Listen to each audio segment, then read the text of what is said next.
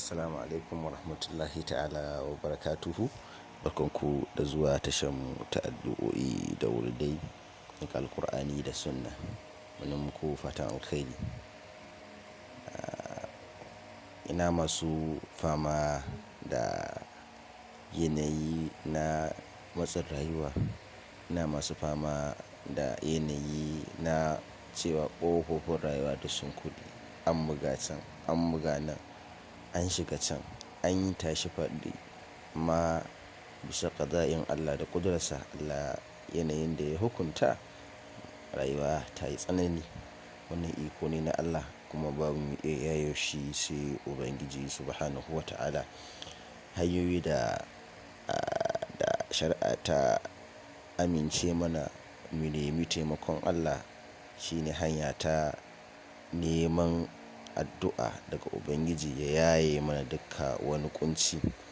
Ina wanda ƙunci ya riga ya musu katutu, ina wanda matsalolin rayuwa suka dame su, rashin kuɗi, rashin abin hannu, rashin lafiya, lalacewar arziki, lalacewar rayuwa, yanayi mara daɗi. To dukkansu wannan bi'iznillahi ta'ala bisa ƙudurar Ubangiji. Muna fata wannan bidiyo za mu yi bayanin wata sura da za a karanta. Insha Allahu Rabbi a roƙi Ubangiji da ita bi'iznillahi ta'ala. Allah shine mai yayewa, Allah kuma shine mai bayarwa. In aka dogara da shi bisa wannan hanya, muna fata bi'iznillahi ta'ala Allah zai riga ya bada abin da ake nema, zai kuma yaye ƙuncin da ake ciki, ya baddala shi, ya canza shi zuwa arziki da wadata da kwanciyar hankali da natsuwa da hutawa. Muna roƙon 'yan uwa da su riga su liking ɗin wannan bidiyo da kuma subscribe na wannan tasha, sannan kuma su taimaka wajen sharing ɗin wannan bidiyo ga fejikansu na social media da WhatsApp domin samun sauran 'yan uwa su masu amfana da wannan bidiyo. Kamar yadda muka sani 'yan uwa,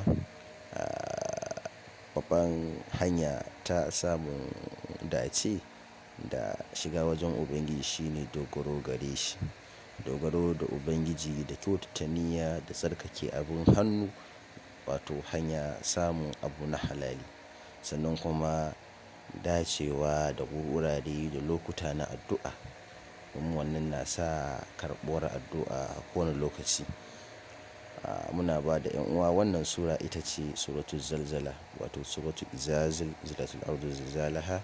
Za a karanta ta sau 11. Amma kafin a karanta ta za a yi sallah raka'a biyu. Kai sallah raka'a biyu sai a karanta wannan sura. In an karanta wannan sura sai a kira Ubangiji da wannan sunaye nasa, ya Fattahu, ya Wahhabu a ƙafa 100.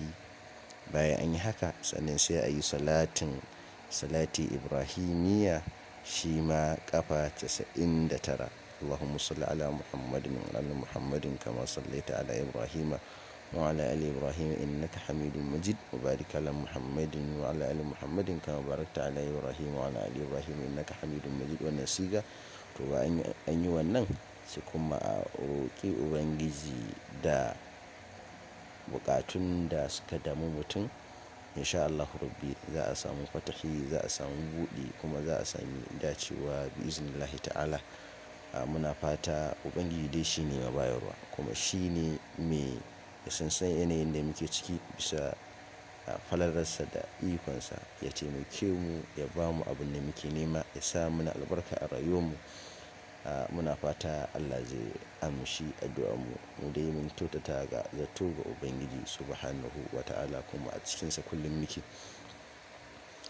Muna fata 'yan uwa za su yi like da wannan da subscribe ga wannan bidiyo da wannan tasha tamu, kuma su yi sharing da wannan bidiyo. Mun gode, mun gode.